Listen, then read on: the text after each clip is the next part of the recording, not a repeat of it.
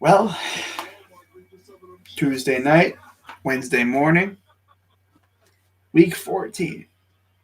Can you believe it's already week 14? I can't. What's going on, everybody? How you doing? You know what time it is. Not going to waste any time. Time for my week 14 picks for the Stephen Rose Steel Maiden tournaments. Crazy Dog, why do you do these so damn late at night? Because I can. You know.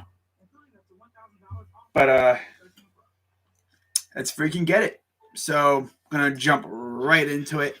Thursday night football, we got the Pittsburgh Steelers. First off, a very hard-fought win over the Baltimore Ravens. And boy, when I say hard fought, my God. And the thing is, they could have easily lost that game. But Mark Andrews just could not bring in that ball. What's up, Josh? What's up, Jacob? How you guys doing? Yeah, I got Steelers on a short week, coming off that emotional victory over the Ravens. I thought Mark Andrews was going to bring it in with his right hand, but no, just off the hands. Now, Harbaugh did have a good reason for doing that. I mean, his secondary has been torn apart by injuries, and he didn't want to go into overtime with a weakened secondary, knowing he's going up against Big Ben. Although Big Ben's noodle arm probably wouldn't have been much of a threat. But who's to say you go to overtime and then you win the toss? I mean, you have Lamar. Just don't let him get the ball back. Right? But then again, you get the ball and then you don't do nothing. Although at least you have Justin Tucker. I don't know. But he's being ballsy and it backfired. So, Vikings, who gave the Lions their first win of the year. Never did I think that was going to happen, but it did. It did. Yep. Whose stream was I in? Wasn't that was it Bad Dog's stream? Bad Dog and Entertainer. They were live doing the Giants. They literally said, I think it was Chris, Entertainer, said, oh, the Lions lost? And I'm thinking, game's not over yet. And sure enough, the Lions won. Beat the Ravens Sunday. We'll see. Not going to make any promises, but I would love to see that happen. But, man, it'll be interesting to see how Pittsburgh comes out off that big win. Of course, they're on the road going to Minnesota. And as you'd expect, home team is favored by 3 points. Genuinely, it's even, but home team always gets 3 points off the bat. And it's Thursday night. But, yeah, it'll be a fun game. I'm going to go with the Vikings at home here because I just don't know if I can trust the Steelers. But then again, the Vikings are the Vikings. But can they stop Dalvin Cook? I don't know. I don't know about Thielen. I thought he was hurt or something. But, yeah, Jay Jett and them, they're going to be a very tough offense to stop for the Steelers. But then again, you got TJ Watt on the other side there. This will be a fun game. But yeah, I'm gonna actually go with this is tough. Well, I mean, as I always say, when in doubt, go with the home team. But the home team is the Vikings, and the Vikings have been known to just screw things up. And can I trust Kirk Cousins? No. I'm gonna go with the Steelers, believe it or not, on the road. Short week. Going into Minnesota and getting a big win. Because you look at this division, the way it's going right now. In fact, look at this division real quick. I'm just going to pull up their schedule and everything. Games after this week. AFC North, pardon French. I don't usually like swearing on here, but it's a show. I mean, every team is in it, and you love to see it. You love it. This is the first time. And as long as I can remember, because remember, the Browns have been doo-doo for like freaking 18 some years. All but 2007. We would have been eliminated by now, pretty much. This is the first time, and as long as I can remember, that all 4 teams in the North are still alive. I don't remember the last time this happened. Cook is injured. Okay, yeah, I'm going to go Steelers. Yeah. You look at the Steelers' final 4 games after this week. Tennessee at home, in Kansas City, host us, the Browns, on Monday Night Football, and then they go to Baltimore for what could be a game that possibly decides if they're over 500. It could decide the division, or maybe it just, it's just Big Ben's last game in the NFL against a hated rival. How fitting would that be if the Ravens beat the Steelers and they essentially end Big Ben's career? I don't know if they're going to make the playoffs, but man, dude, I would love to see the Steelers miss the playoffs. That'd be crazy. Because the Steelers haven't gone under 500, I don't think, with Tomlin. And I think Big Ben's rarely ever gone under 500, if at all. Man, if they lose, all 4 of these games after Minnesota are very losable.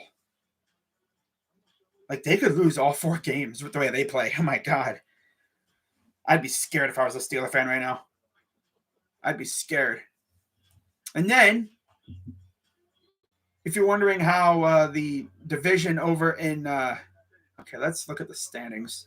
If you're wondering how the NFC North is looking, well, Josh, I know you're lurking. It's looking like the Packers are running away with the division, like we all thought they would. The other 3 teams are just out here derping around. Yeah, the Packers are just running away with it. The other 3 teams are stumbling over each other's feet, and then meanwhile the Packers are just strutting along. Well, on their way to a division title again. And you look at the Packers' schedule. I'll probably be doing this quite often, so that I don't know how long this stream's going to take. For real. But you look at the Packers' schedule. By the way, I believe they have a clinching stipulation this week. Their final 4 games, Baltimore on the road next week. Then they got us on Christmas. Wait, no, hold up. They got Chicago. Ooh. Yeah, they got Chicago this week. Baltimore next week. Then they got us. Then Minnesota and Detroit. So, yeah. If anything, they could lose 1 or 2 of those games. I don't know. They may even just run the table. Just blow through everybody. For all we know, I mean, the way that they be playing, yeah, who knows? They might lose a game in there. I would love it if they lost to us on Christmas. That'd be awesome. But I don't know. It'll be hard to say. But, yeah, like, in this game, I'm going to go with the Steelers on the road. I just can't trust Kirk Cousins. I can't. Yeah, is it going to be Fields or Dalton? That's the thing. If it's Fields, I could see the Bears giving them a nice fight. But if it's Dalton, yeah, right. They're not losing to Dalton. Hell no. Come on. But now we move on to, speaking of Josh, we go to Chone's team, the Cowboys. And they're traveling to D.C. to face the 6-6 football team. The football team has emerged as the only threat to the Cowboys. Who would have thought? Washington has gotten their act together, and they're looking pretty good. Betting line for this game is 4 points favoring the Cowboys. All right, and then calling this game will be Kevin Burkhardt and Greg Olson. All right. And then as for the NFC East standings, yeah, the NFC East is actually technically a team race. Technically, the Eagles are still alive, but I mean, the odds are against them. It's more or less Dallas and Washington. And if Let me see. Do they play each other? I don't think they've played each other at all this year. Bro, if they haven't, that's crazy. Considering how good that Washington has been lately. They have not played them. Wow. Dude, Washington's schedule literally close. Dallas, Philly, Dallas, Philly, Giants. Dallas, Philly, Giants. I am not joking. Washington could easily, they're going to probably they could make the playoffs. I mean, they could probably split with Dallas, sweep Philly, and take on the Giants again. Find themselves in the playoffs. I mean, am I wrong, though? I mean, Philly has shown a little bit of fight, but I mean, that's a crazy freaking Final Five. And then you look at Phillies, which obviously includes Washington and Washington 2 times in 3 weeks. Like, what is with the schedule makers doing this? Putting 2 teams facing each other in twice in 3 weeks. We had a bye week in between our 2 matchups against Baltimore. Now, Philly has their bye week this week.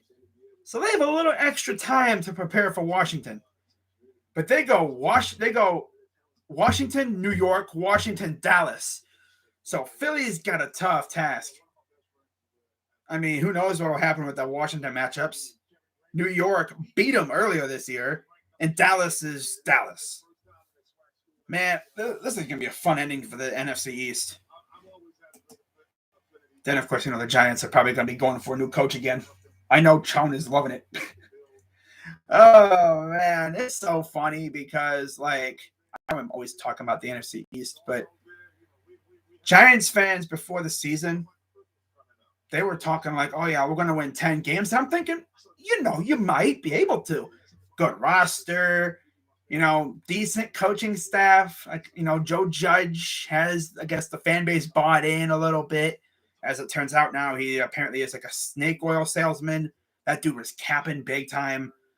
The dude is pulling like Hugh Jackson and Freddie Kitchens maneuvers. I mean, he has Freddie Kitchens on his staff, but he's literally reminded me of a lot of Hugh Jackson with his like mannerisms and stuff. The whole I got to look up the tape and all that stuff. Dude's wasting timeouts. Like, wow, he had Giants fans bought in. And he'd be a good scam artist. Sheesh. He has people bought in like that to his little sham. Wow. Sham, wow. Okay, that's enough. But let's see. Okay, so yeah, Dallas versus Washington. Classic battle, NFC East. I'm going to go Dallas on the road. This game could be hella close. Winnable. Michigan game sucked, but at least it opened their eyes and finally. Oh, I know, yeah. I like our new DC. Jim Knowles had the number 3 defense in OK State. I love it. I might make a video about that at some point. But yeah, man, I mean, the NFC East is going to be fun. I can just imagine Chone watching that game. He's going to be on the edge of his seat probably if that game's close. But you know what I really just remembered? I saw a tweet. I think it was from, who was it, Schefter. It's like, dude, they had Ryan Fitzpatrick as their quarterback to start the year. I legit forgot about him. And he lasted 1 game. Kind of like RG3 with us in 2016. That's tough, man. I wonder what Washington would look like right now had Fitzpatrick not gotten hurt. Because Heineke's look great. But, man, facing Dallas, this is going to be a tough test for him. I got Dallas getting the dub.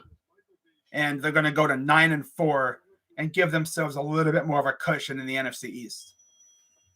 Now we go from one division that's pretty close to one that is not so close in the AFC South. 2-10 Jags, 8-4 Titans. Pretty easy choice here. Give me the Titans. Not even gonna spend any more time on that.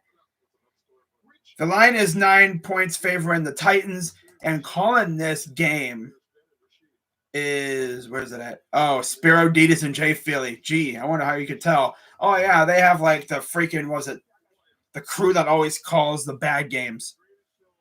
God, those two are going to have fun calling this one. Tennessee is probably going to run all over them. With what? Dontrell Hilliard. Dontrell Hilliard. Man, that name brings back memories. He used to be a Brown. He was actually not too bad. I think Julio is coming back too. Ooh, Julio going off this week? That would be something. That would surely be something, but yeah. Give me Tennessee. Easiest pick of the week. One of the easiest picks of the week. Give me the Titans over the Jags. Next, we got the 4-8 Seahawks. God, who would have ever thought they'd be 4-8? My goodness. Going to Houston to face the 2-10 Texans. Again, pretty easy pick. Give me the Seahawks to take it to the Texans. And they're going to go to 5-8 in the division. Now, we look at how the NFC West, this is a division that everyone thought was going to be one of those divisions where every team make it at the end. And here we are, week 14, and it's essentially the Cardinals and the Rams. Who would have thought the Cardinals would be in first right now? I mean, I knew they were going to be good, but damn. 10-2. They can legit, I think, clinch a playoff spot this week, from what I've heard. Damn. Talk about turning up. And then you got the Niners at 6-6. They're kind of lurking. And then the Seahawks. Everyone thought they would be in the running, but they're 4-8. Mainly because Russell Wilson got hurt and Geno Smith just epically failed at every chance that he had to win a game. Had they had Russell Wilson the entire season, they'd probably be right up there with the other three, but nope. I mean, they could still make it interesting, but I don't know if they're going to make the playoffs. They would have to pull in Aaron Rodgers and run the table. I don't know if they could do that. I mean, you look at their schedule real quick, and yeah, I mean, they got Houston, and then, oh God, LA. They got the Rams on the road. They host the Bears. They host the Lions and the Cardinals. They go to Arizona. They're not running no table. They're going to run into a table, but they're not going to run the table. I could see them beating Houston, losing to LA, depending on who starts for the Bears. I could see them honestly losing to the Bears. If it's Justin Fields, I see them losing, possibly. I mean, the Bears actually got something going for them. Now they just need to get rid of that freaking bozo of a head coach, and they'd be on the right track. Then you got Detroit. That's a dub. And then Arizona, most likely by that point, they're going to have the division locked up, and they're probably going to be resting starters. So I could see, Seattle getting a charity dub here, and they're going to probably end up with 1, 2, 3, 8 wins. Probably finish 8-9, 9-8. Around there. It's going to be a fun ending for them. I just don't think they have enough right now. And everyone's going to look back at that stretch where Russell Wilson got hurt. Week 5, Wilson last played. After that, and the thing that's really going to probably piss off Seahawks fans, they had a chance to win, what? How many games with freaking Smith? 2 of them? 3 games? With Smith. They had a chance to win the Pittsburgh game. Didn't do it. They had a chance to win the New Orleans game. Didn't do it. They even had a chance, I think, to win the LA game, and they didn't even do that either. But, yeah, it's then they beat up on Jacksonville. Ooh. But that's, of course, that's with Geno. That's even worse for Jacksonville. God, you get destroyed by Geno. Ugh. Then you get blanked by Green Bay. You lose by 10 to Arizona, and then you lose by 2 to Washington. Wow. And that game Oh, God. If I was a Seahawks fan for that game, boy, I would have been pissed. They literally, again, pulled the Lamar Jackson. They scored. They needed a 2-point conversion, and they didn't get it. And I guess DK might have been wide open on that 2-point conversion, but Russell didn't get him the ball. Man, oh, God, that's tough. That is just, that's tragic. That is tragic. But, yeah, we're already freaking how long? 20 minutes, and then I've only gotten like 3 games in. Wow, I got to speed this thing up. Yeah, give me the Seahawks over the Texans. Line for this game is 7.5 for the Seattle Seahawks, and calling this game will be Chris Myers and Daryl Johnston. Okay. Moving on, we got the Raiders going to Kansas City to face the Chiefs. Chiefs have really bounced back really nicely. And, yeah, they're facing the Raiders, who are looking kind of mid right now. And a quick peek at the AFC West. And the AFC West is very competitive. Every team has a chance in this division. Raiders are 6-6. They're 2 games behind the Chiefs. And you look at the Raiders' schedule here coming up. I might just do a whole stream at some point just looking at everyone's schedules.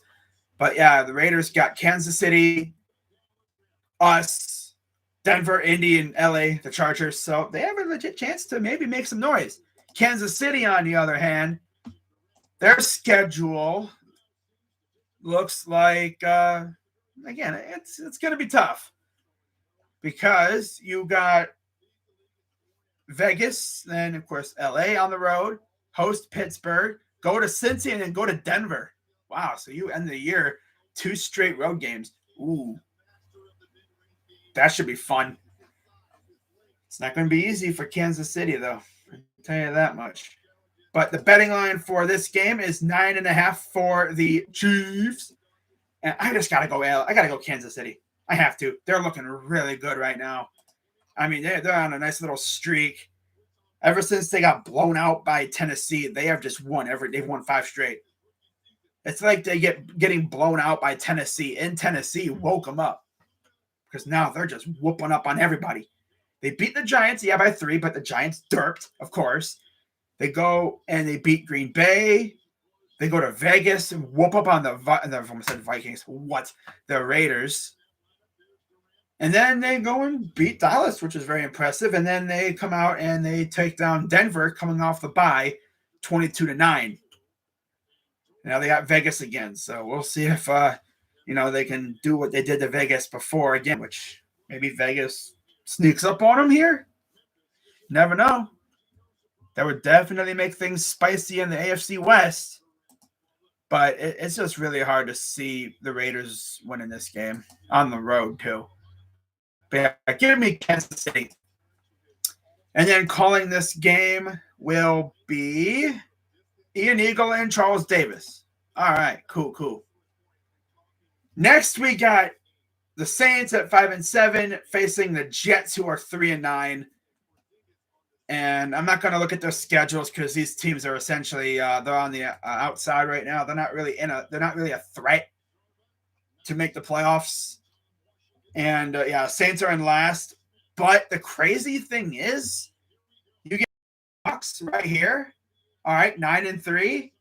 Everyone else is down here at 5-7. Yeah, there's a 3-way tie for second place in the NFC South. Wow. It's literally the Bucks and a whole bunch of mid. It's crazy. It's nuts. That just goes to show you how good the dang Bucks are and how mid everyone else is. I mean, it's crazy, too.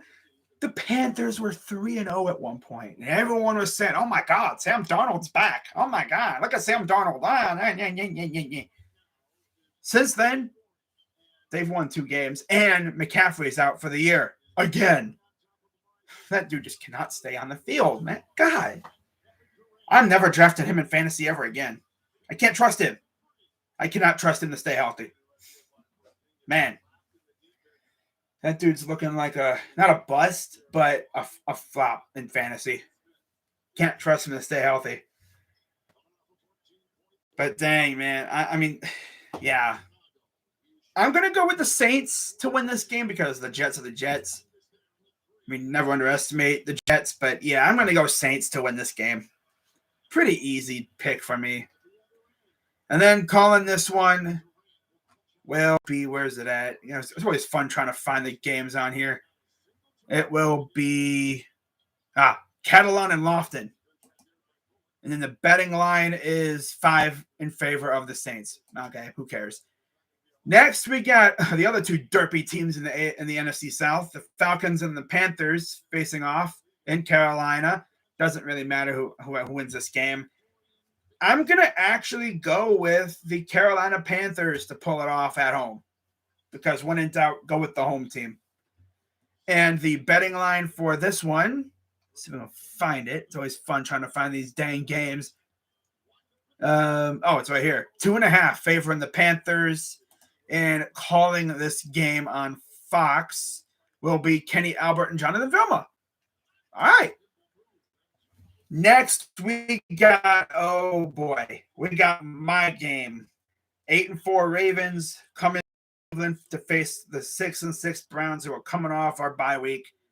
And when I say a division is a mess, I'm talking about the AFC North.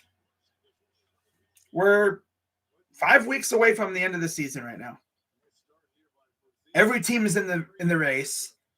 And I said this before, the AFC North is an absolute shit show. Nobody knows who's going to win this division. Seems like every week someone new takes the lead in the division, although the Ravens have taken a nice lead, 8-4. Bengals are right behind them at 7-5. And then us and the Steelers are kind of right behind them at 6-5 and 6. So if the Steelers lose on Thursday, we'll be in third place because they'll be 6-1 and we'll be 6-6. And we need this dub on Sunday because that would put us at 7-6. Bengals lose this week, they'll be 7-6. And then the Ravens lose, they'll be 8-5. And all of a sudden, it's an even more cluster storm of just madness than it was before. I mean, I love chaos, but dang, man, if this division comes down to the final week of the season, oh my goodness. Yes, please. I would love that. And calling our game will be, let me see, up here. Oh, Kevin Harlan and Trent Green. And the betting line is 2.5 favoring us. Wow, we are favored. When was the last time we were favored against the Ravens?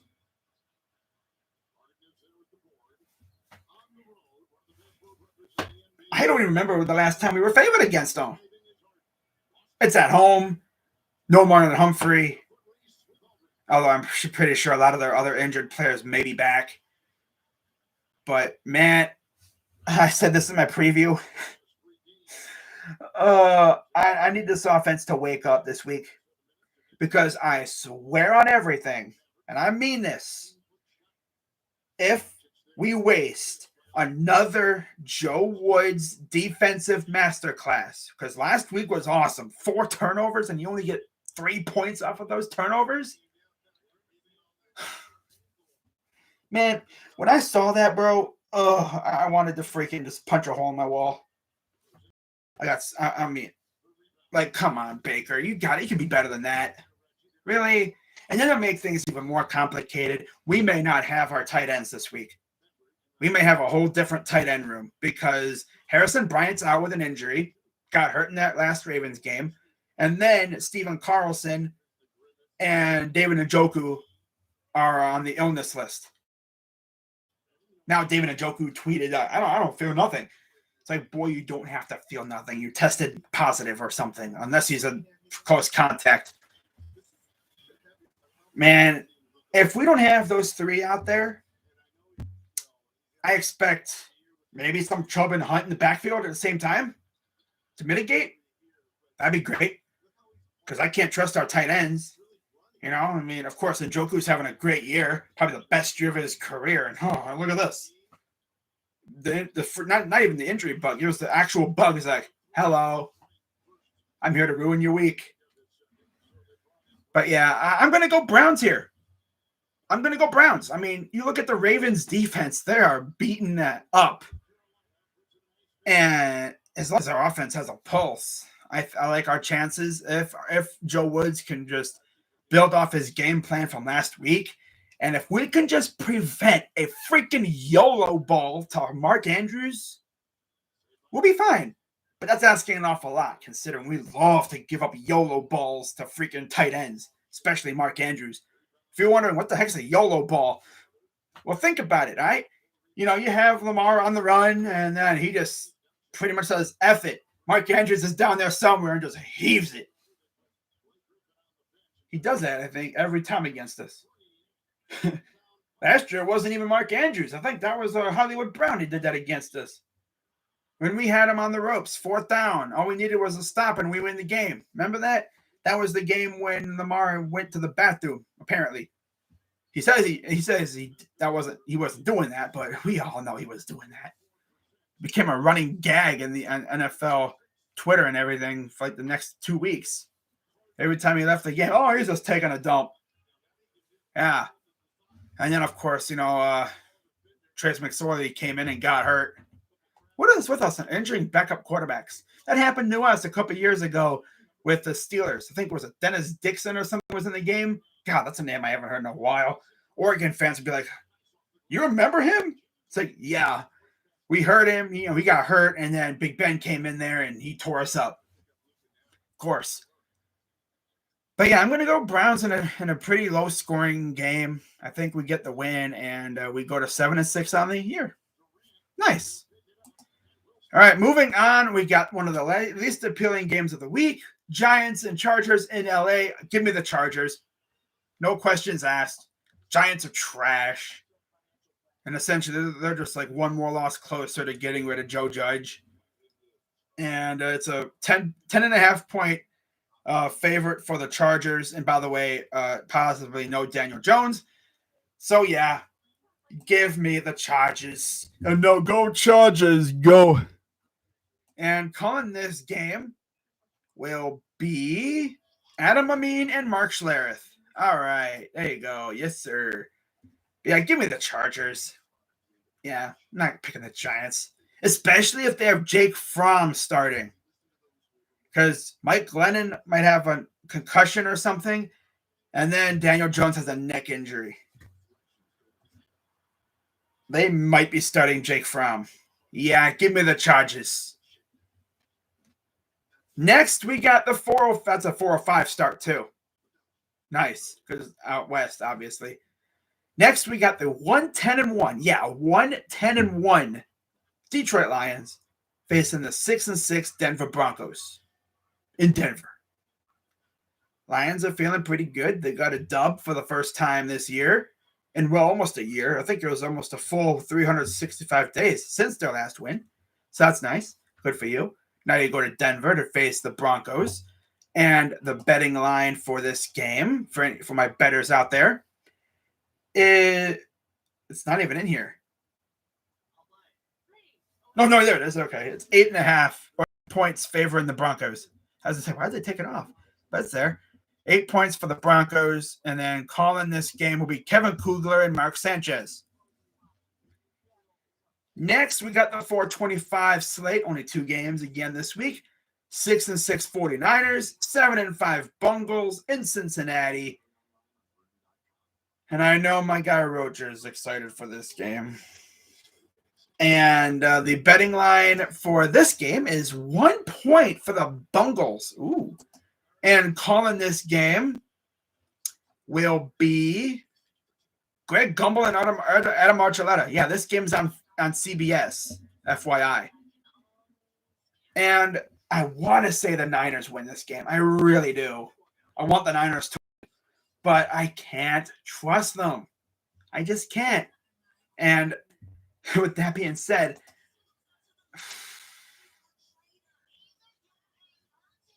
you know what? Screw it. Give me the Niners. I want to see the Bungles lose. Give me the Niners to get the dub.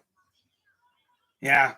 I think Nick Bosa and company do work on defense, and they keep the Niners in this game, and they go and win. Give me the San Francisco 49ers to beat the Bungles and they're going to improve to 7-6 and somewhat stay alive in the NFC West, or at least in the wild card race anyway. All right. Yeah, give me the Niners. And then I already mentioned that who's calling this game, and it will be, of course, Golden Archuleta. So it's a good little broadcast crew there for you.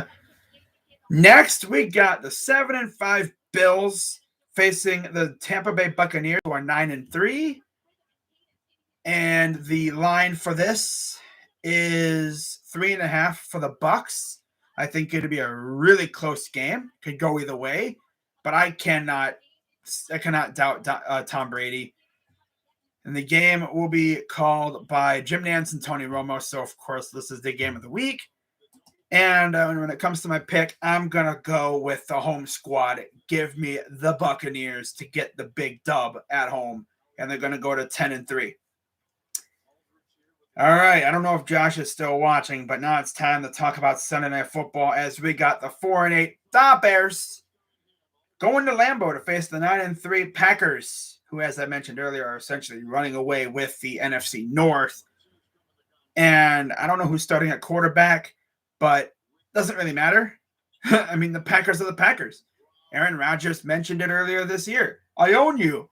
And he does own them. And I think he will continue to own them until Matt Nagy gets his butt out of there. Betting line is 12.5 favoring the Packers.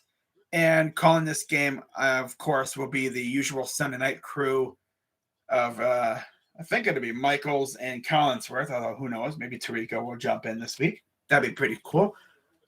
But, yeah, I'm going Packers. Sorry, Josh. It just has to be done. I'm going the Pack Attack to win this game.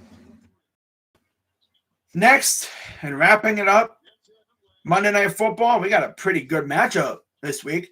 8-4 Rams, 10-2 Cards in Arizona. Betting line is 3 points favoring the Cards. And, of course, you're going to have the usual suspects calling this game. You know, was it Riddick and Greasy and company?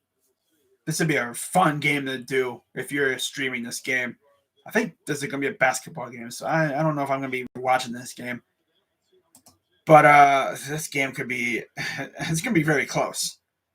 I think whoever wins is going to win by at least a touchdown, if that, maybe 3 points.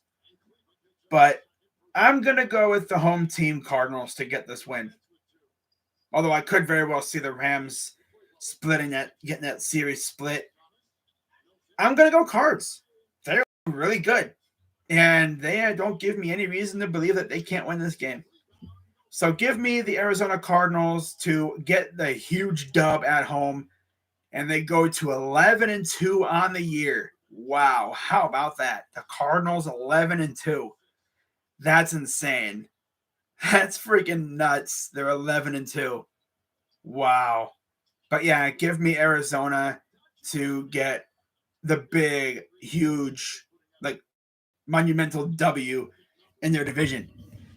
So scenarios. Let's see if I can find these babies. So clinching scenarios for week 14. Here we go from NFL.com. Posted today. AFC, nobody's clinched. And NFC, nobody's clinched. Arizona. Okay, Arizona. Oh, here's the first thing for Arizona. Wow, there's no. Look at that. That's how you know this thing's crazy. Nobody in the AFC has a clinching scenario this week. That's freaking insane. Like, how? Like, that is insane. Like, nobody can clinch a playoff spot from this division. Like, that's crazy. That is freaking nuts.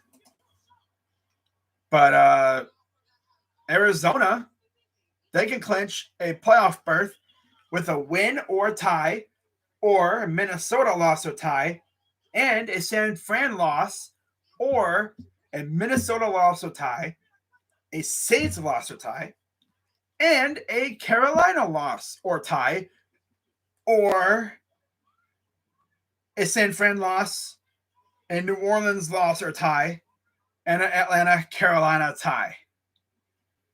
So essentially, Arizona, all you got to do is win.